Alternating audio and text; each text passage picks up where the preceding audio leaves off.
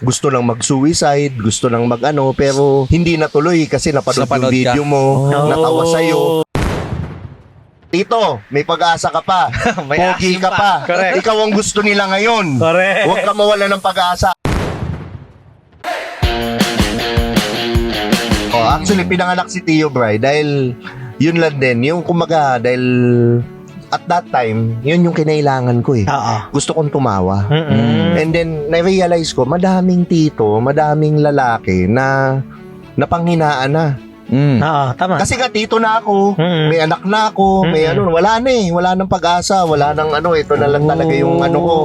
So, na-realize ko, at this time, yun yung kinailangan ko, bakit hindi yun yung ibigay ko? Kasi spiritually, ganun yun eh. Kung Yeah. ano yung ibibigay mo, yun ang babalik sa'yo. Correct.